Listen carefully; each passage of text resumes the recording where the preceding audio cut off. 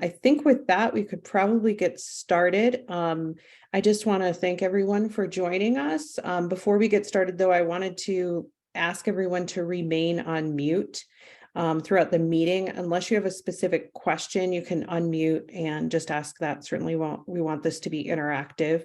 You can also use the chat feature, which we'll be monitoring. And as I mentioned, this will be recorded, or this is being recorded. So I'm Kate Bierman. I'm from TDS Health. I'm located not far from our company headquarters in what is incredibly snowy Jackson, Wyoming right now. I hope you all, the rest of you, are enjoying a more typical spring weather.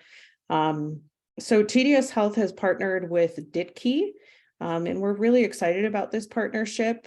We're serving as a reseller of this content, this resource, but we're excited because it was created by Dr. Adam Fisch, who is a practicing neurologist and needless to say, knows a thing or two about the human brain and learning. So with that, I want to introduce Dr. Fisch, and you can take it from there. Yeah, thank you. Hi, everybody. I hope I know something about the brain by now, but we'll find out. Yeah, so I appreciate this opportunity.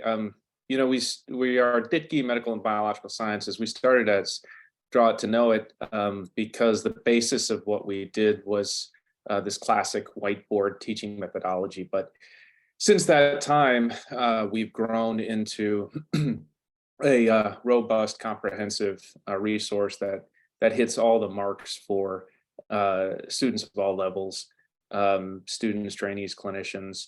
And we span the scope of pure academic text to video lectures, tutorials, rapid fire, rapid recall type quiz questions, and then now most latest is board style questions. Our development began in the basic sciences, starting with neuroanatomy and neuroscience basically out of work that I was doing with a residency group. But we've grown into span the depth and breadth of medical science. This is, and please interrupt me as we go if you have any specific questions.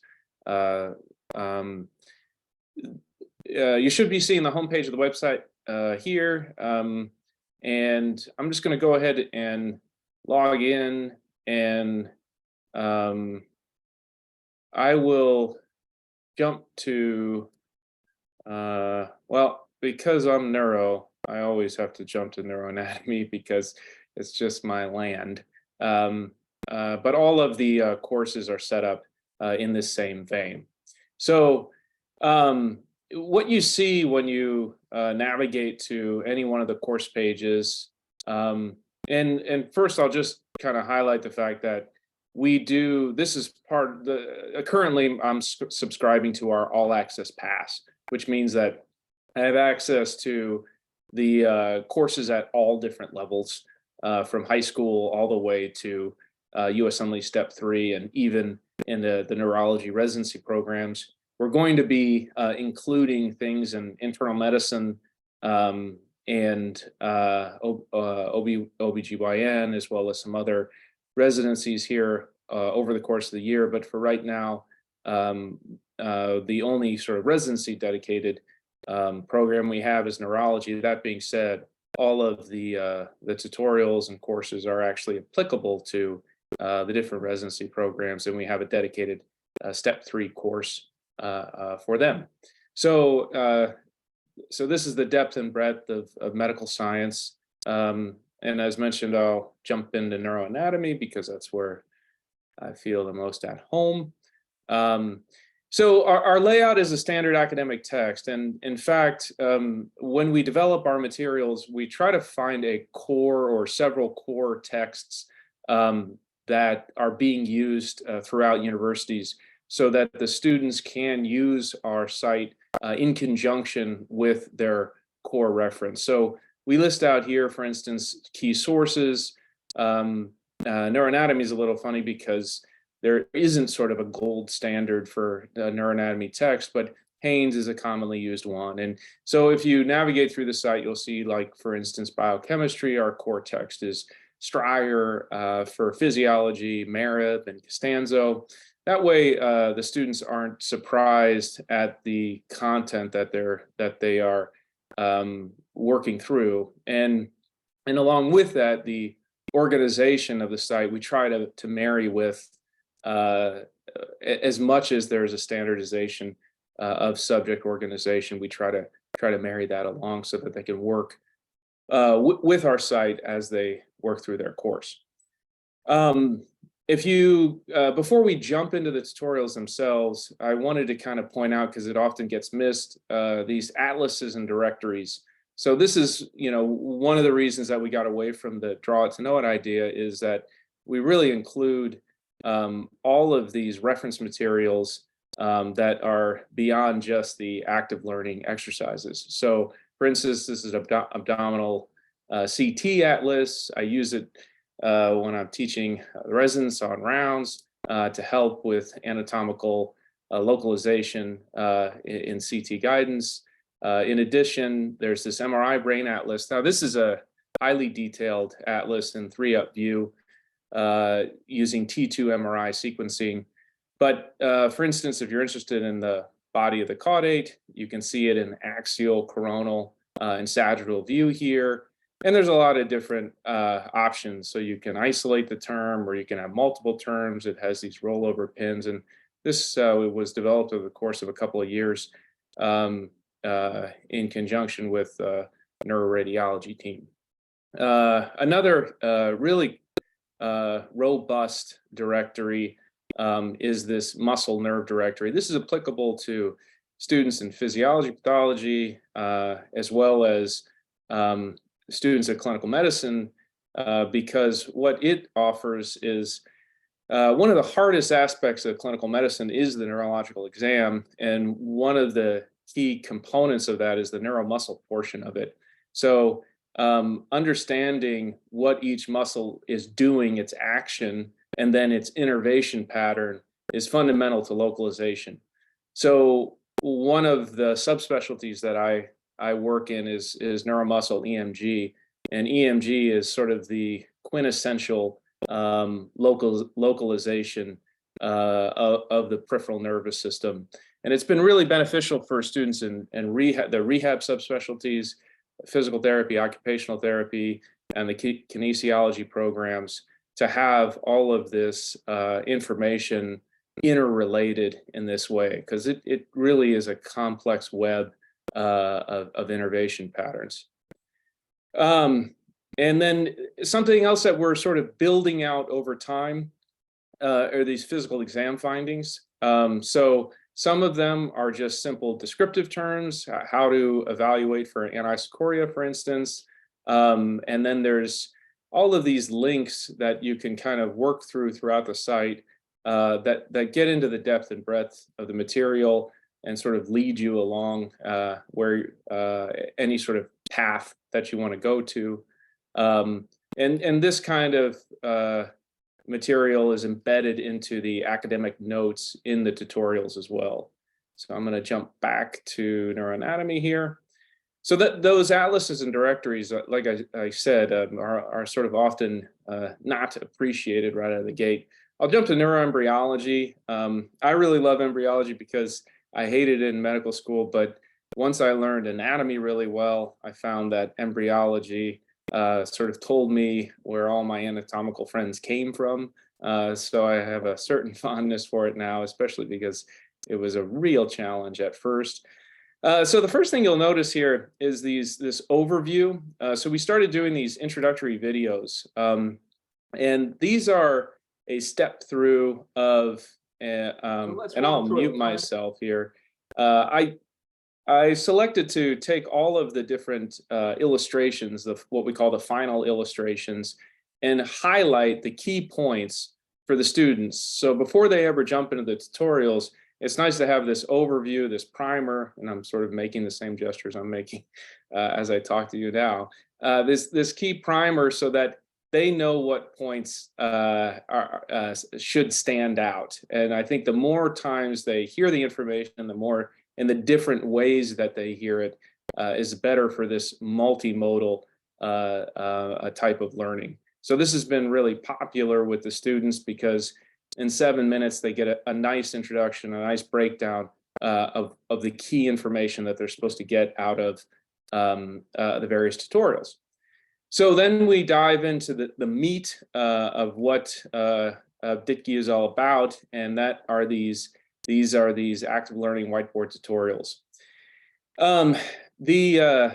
What is not easily appreciated when you first jump onto the site is that these are not typical movie animations, meaning that we don't travel through various scenes throughout the course of the 8 to 10 minute video.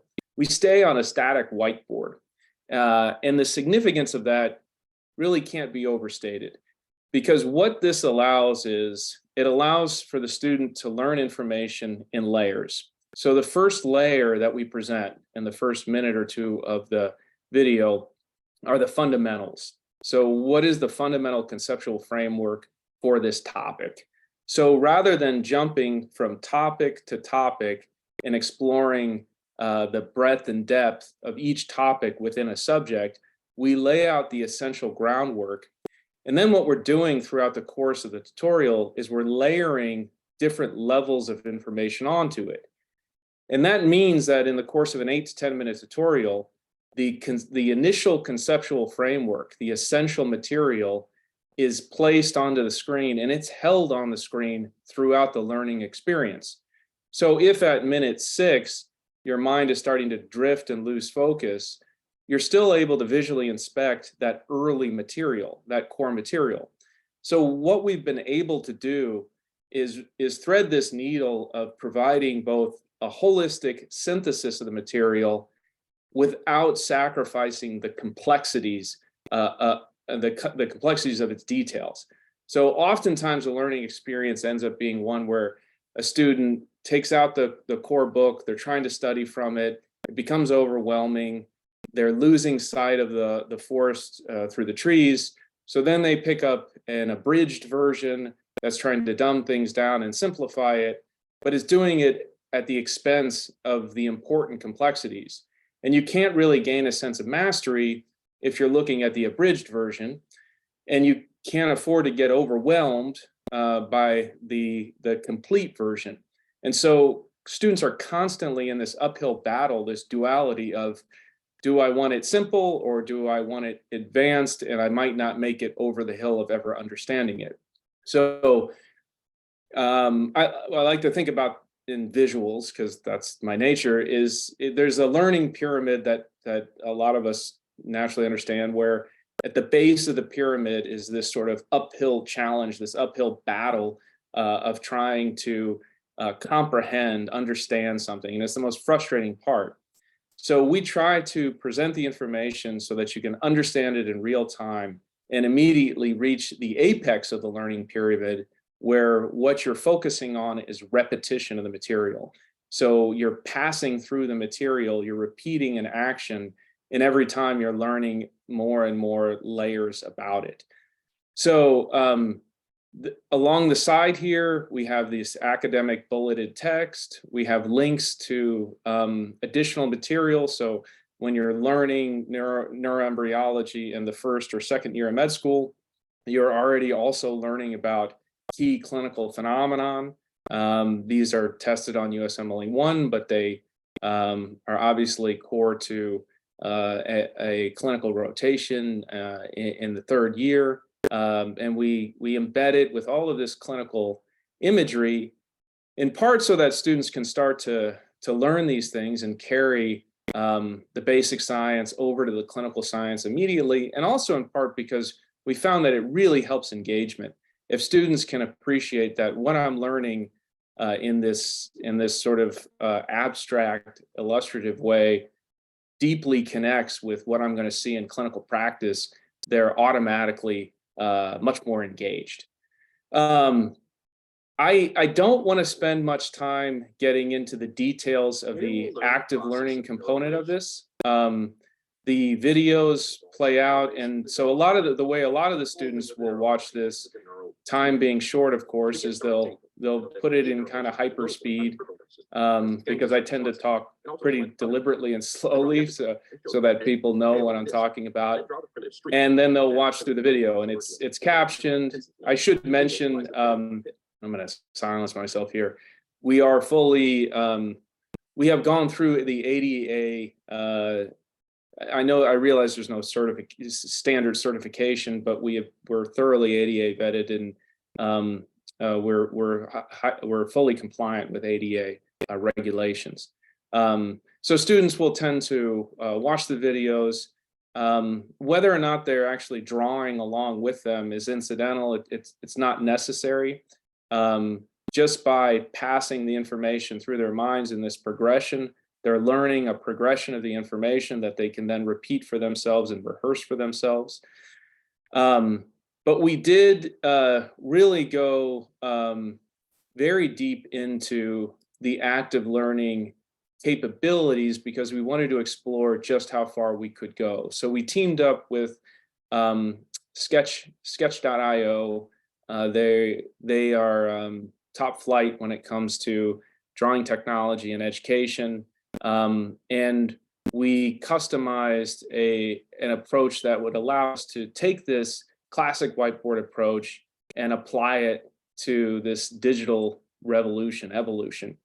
So you'll see there's a lot of different opportunities within the interactive exercises here. The first one is that this starter canvas was born out of when I was teaching at WashU. I would always have the students draw along from a blank page. And I found that the blank page itself was just overwhelming to the medical students. But if I gave them just the slightest bit of a starter image, it almost became this compulsion to kind of want to fill it in. So it improved engagement. It gave them some spatial orientation, and it definitely increased satisfaction with what they were doing. And so you can actually print these starter images off as PDFs, or you can import them into any drawing canvas you want. I should mention that all of our mobile technology, all of our digital technology works across all platforms. So I always reference the iPad, but it works on any tablet or device. And that's because it's web-based. Sometimes students don't quite understand that the apps they're used to using aren't web-based. They're native to whatever device it is. They're developed for that device. But because this is web-based, it can work across all platforms. There's a label canvas, so you can pull these lesson labels and you can drop them in. And then the checking part of this, checking your work, and this is not the ectoderm, so I'm not even gonna try and throw it out there, is you click on the final image here. And so you're toggling back and forth and you're actively assessing whether or not you got the information correct. Another neat thing you can do with the labels is you can actually create your own labels, and you can style them and drag them and drop them. And like I said, we really tried to explore the breadth and depth of what you could do with drawing technology. The drawing, you can use calligraphy, you can use a pencil, line width, all kinds of things to keep students happy. The drawing capability, I'm working on a desktop here. It's especially sleek on a tablet device, but even on a desktop, we push them to get this zoom magnification capability. And when you start to employ that technology, you can really get at some pretty detailed illustration there. So I'm going to back out here, set things there. The sort of the core experience would probably be this tracing experience. So the video plays out underneath. It's narrated and animated. And in that process, you are either drawing along on your own or you're drawing along with the video on the canvas. I tend to, when I'm doing it myself, I tend to stop the video, take a break, try and draw out what I just learned, and maybe take some notes on it. And then after I've passed through the video a couple of times, that's when I will dismiss the document and go to the starter canvas and work through it. As a former med student, resident, and practicing clinician, I would say that the likelihood that a medical student is going to take the time to draw something out is very low. Unless they have a particular desire to explore a subject matter in great detail, and they have a particular interest in a real kinesthetic learning experience, the likelihood that they'll actually take the time to do this is low. But they don't need to in order to gain the same values from it. It's the fact that the whiteboard is present throughout the course of the video and the information is slowly building out on the whiteboard that matters. The kinesthetic capabilities are helpful because they can really expand memory capacity. So if you're using motor planning and you're using sensory motor skills, you're using prefrontal and frontal cortices. And anytime you're tapping into an area of the brain, you open up the possibility of storing memory within that region.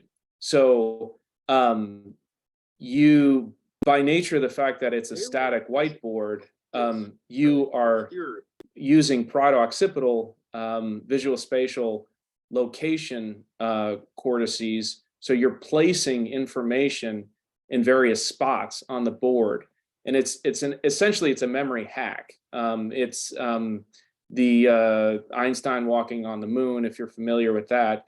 In order to remember a sequence of a 52 card deck, you sort of place different cards in different rooms in a house. Well, here you're placing information in different stretches of the whiteboard. I denigrate it when I call it a hack, because what it does is there's actually a logical basis for where things are being placed and why. And there's a progression that you can then go through and repeat.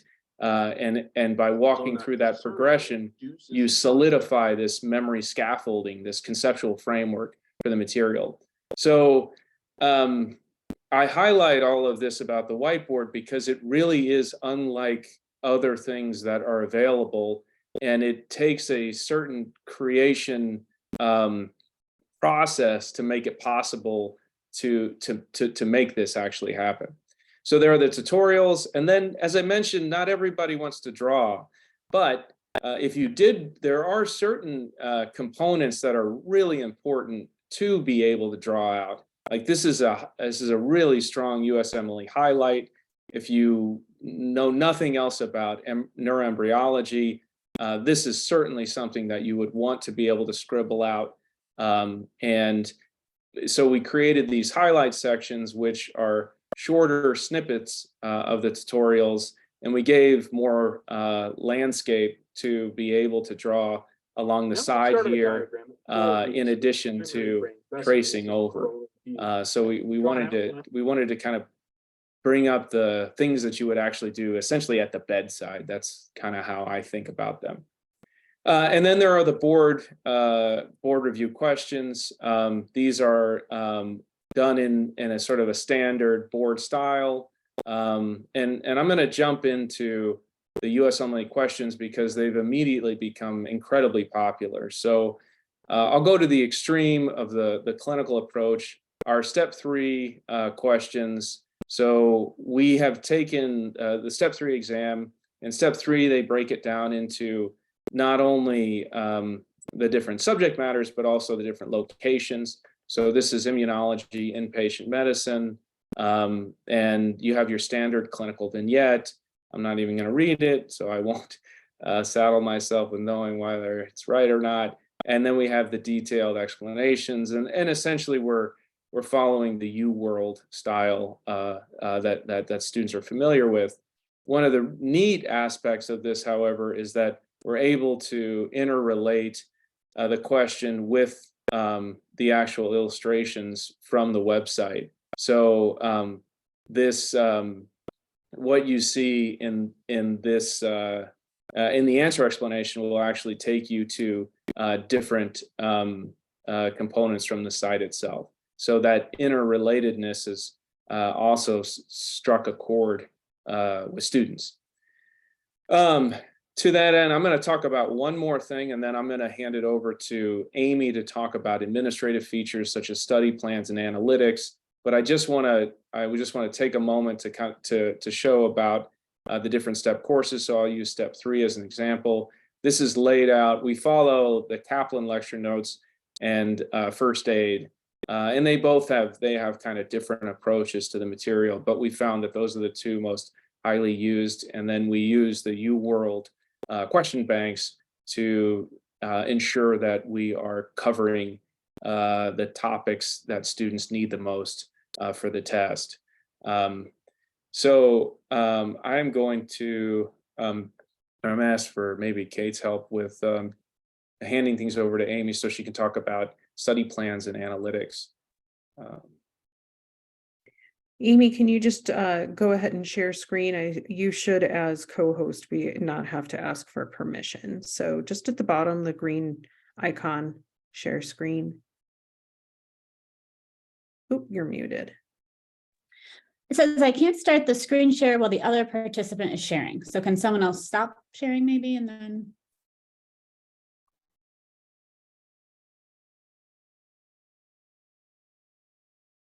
There we go. Okay.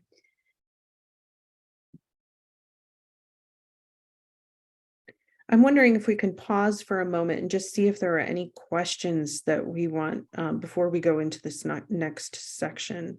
Yeah, Anyone sounds have good. questions? I don't see anything in the chat, but please unmute yourself and ask a question if you'd like. Otherwise, we'll just move on.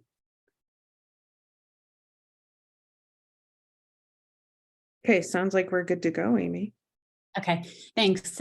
So whereas Dr. Fisch tends to look at things from a medical student standpoint, what they are looking for their education, what they need for their board review, I tend to approach things from like, okay, but what do the professors want? What tools do they need? So I will show you a little bit of that. So one of the most important things for professors, if you want to use this in your classroom, is you want to be able to tell your students which tutorials and activities to do. As Dr. Fisch mentioned, there's tutorials, there are quizzes, there are board question exams, there are exercises, there are labeling canvases. I mean, there's a ton of stuff you can do on the site, and professors need to be able to tell their students what they care about if they want to use this for a grade, whether it be pass or fail or a raw score. So to do that, I didn't need to click that button. You can create study plans. So right now I have my screen on all tutorials, but say I'm a student and my professor has created study plans, I can just come over here and check these. And you can see that my screen is changing down here. It basically acts as a filter. So as professors, you can come in and create new study plans. We'll just do test. You would share it with your university. And then you just select tutorials. And it looks like it's taking a while because there are a lot of tutorials in this course.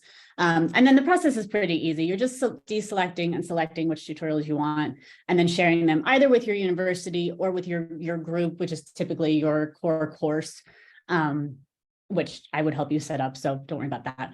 And you can edit previous plans. You can have us create them for you if you want. We would just need a syllabus and some idea of what your objectives are. And then basically you just go in and you choose either by week or by exam block, which tutorials you want your students to complete. And then you can let your students know, like, I want you to do the quiz and the labeling diagram. Those are really popular for professors who do want to assign things. We do see that more in like the advanced nursing and the PA schools and the undergrad programs. The medical schools tend to just say, well, I'll make a study plan for my students so they know what I care about, but it's up to them to do, which is fine. There are a lot of different ways you can use the site as a professor, integrating it from building your entire course around our site to kind of just saying, you've got this resource, guys, go and use it. But the study plan is a great way to give your students some direction so they don't just land on a course page and go, well, there's 300 tutorials here, so that's a lot. The plan helps narrow it down, again, typically either on a weekly basis or an exam block. So that's really great. There are some other tools you have access to as professors. You can download our quiz questions so that you can use them in your courses in different ways. You have access to the answers, students do not. And then there are some other additional features over here that you can play around with, like downloading the starter images. So say you're teaching a class in person and you want your students to do kind of an activity or something like that, you can download our images and use them that way. You can also download a lot of our other images from the tutorials to use in your materials. So if you like, for example, how we portray the muscles of the superficial forearm, you're welcome to use our images in your lecture materials. And it kind of helps create that consistency from one thing to the next. The other key tool for professors, in addition to study plans, where you organize what your students do, is the analytics. So again, only people with special access have this, and you can just email us or TDS. I'm not sure how that is working right now, but and then we'll give you access. So we'll go into analytics, just so I can quickly show you kind of an overview of what you have access to. I'm going to do the demo mode. So like here, for example, this is more the view that a librarian would want, or some administrative person who wants to know as a whole, how's the university using this website? But if you are teaching a specific course, then you can go in and see the data just for that course. And there are a lot of different ways that we present the data. So if you have group pins that you're using with specific classes, you can organize the data that way. If you're using study plans, you can use the data that way. So there are a lot of different options so that you're not overwhelmed and looking at a bunch of data from students you're not interested in. So there's a lot of different ways we can drill that down. And we have videos on the website that show you how to use the study plans and the analytics. And then we're always here to help answer questions or walk you through it, or even hop on quick little webinars and show you things. It's not, we don't ever want anybody to be struggling to figure out how to use features. Our goal is always to make this as easy as possible. I think that's the two or three main things that I usually go through with professors. Was there anything else that you wanted, Dr. Fisch or Kate? Yeah, no, to tag on what Amy has said. The analytics, the displays that we came up with have been born out of the last 8 years of working with various programs and identifying what they in particular wanted. So at this point, we haven't had anyone ask for, very recently, they wanted things in a certain aggregated format. So we're engineering a way for them to analyze the data that way. And we're always happy to continue to expand our analytics capability, but this was born out of what professors wanted. And there are times when someone will want a piece of data that we are collecting and simply not displaying, and we're happy to get that to you as well. Oh, and one nice feature is that you can export the data from our analytics as a CSV file. So you are welcome then to take that data and go further with it if you have testing or you want to upload that to your LMS, things like that. Great, thank you. Can you maybe just talk quickly about the options for buying different courses? They're either bundled or you can get an all access pass, which everyone got trial access. If you didn't, you'll see it in the chat as well, but talk about the buying model. Sure. Amy, if you go to the bottom. Yeah, okay. Oh, I was just going to stop sharing and let you take back over. So that you can show them whatever you think is most helpful. And if you want to mention custom courses. Yeah, and I will defer to TDS on the sort of the pricing structure itself. But what I will say is that so you can either purchase a single course, or you can purchase various sort of a la carte, multiple different courses, or we can create a custom course for you, wherein we pull a variety of different tutorials together. So for instance, we've had certain NP programs that wanted a myriad of different pharmacology, physiology, and pathology all combined into one. I will say that once you purchase any more than a couple or few courses, what makes the most sense is the all access pass. And generally speaking, what ends up happening is schools will, if they don't start with the all access pass, they'll start with one course or two course, and then ultimately, a lot of times, either through student initiation or other faculty conversation, they'll start expanding to more courses. I will say that we are deeply invested in making sure that you get the best usage out of the site. And I think that when there's faculty engagement, obviously that increases, but there are a variety of ways in which we can help ensure that that there is good engagement with the courses. And one of those things is just a lot of things that Amy talked about, just being flexible with how we help convert syllabi into customization. Kate, is there something you wanted me to explore beying that, or? No, just a general mention of that. I think that was Sure. great. Sure. Let me do my stop share thing. There I am. Does anyone have any questions? We've gone a tad over, but just want to field any questions that you guys might have. Or Dr. Fisch, if there's anything else you wanted to add, let us know. I don't have any messages on the chat.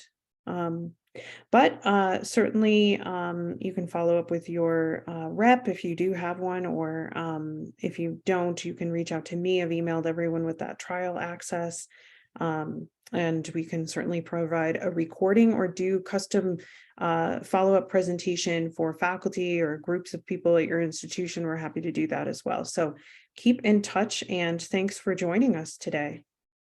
Thank you. Thanks. Okay. Yeah, Take care, everyone. thank you all. Thanks. Thank you very Dr. much. Fisch and Amy. Take care.